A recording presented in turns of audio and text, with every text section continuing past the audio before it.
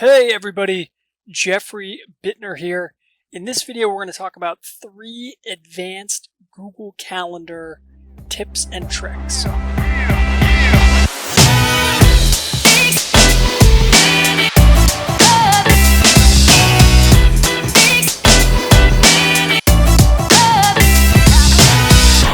So if you're like me, you use Google Calendar on a daily basis. In this video, we're going to talk about how do we go about sharing our Google Calendar with someone else. We're going to talk about creating our own Google Calendar, and we're going to talk about accessing and bringing in events from a public Google Calendar. So first and foremost, how do we share our calendar with someone else?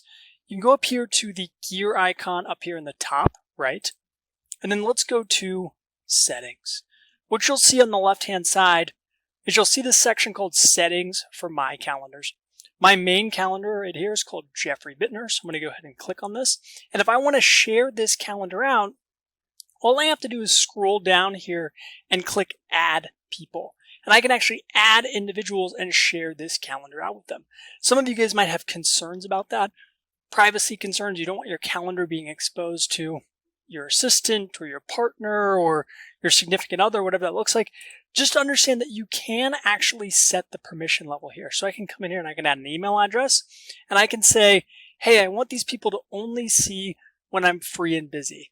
I only want them to see event details, or you can give them maximum exposure and actually allow them to make changes and manage sharing.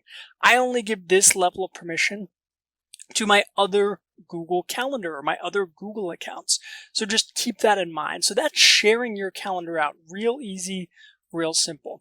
The other thing we can do is we can actually create new Google Calendars. And that's right up here in the same settings section. Just come up here to Add Calendar. And we can come in here and actually create a new Google Calendar. So if you're really concerned about sharing your calendar out, right, or maybe the other party doesn't need to have complete access to your calendar, you can create a new calendar. So we can come in here and we're going to say Bobby's soccer schedule, and we can create this and we can add a description and we can select a time zone, and I can come in here and I can click Create Calendar. And now this is a brand new separate calendar that I can go and actually share with a group of individuals. And when I go and actually create events, I can come in here and I can add an event.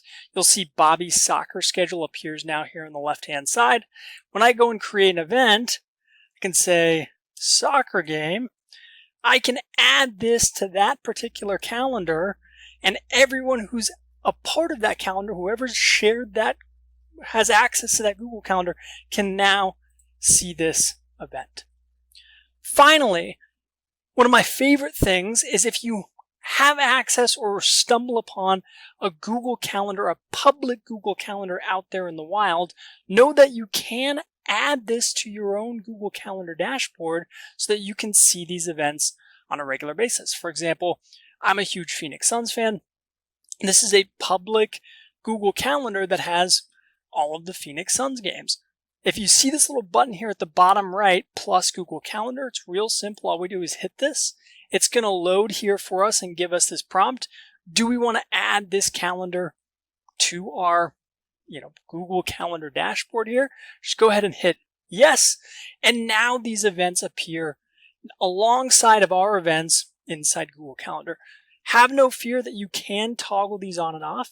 So whether you have access to 1 calendar or 5 calendars or 500, know that you can toggle on and off whether you actually want to view them at any given time, whether that's Bobby's soccer schedule or your favorite sports teams. Because this was advanced Google Calendar tips and tricks, whether you want to, again, create new calendars, share your calendar out, or get access to a public calendar. I hope this was helpful. As always, please like and subscribe, and we'll see you next time.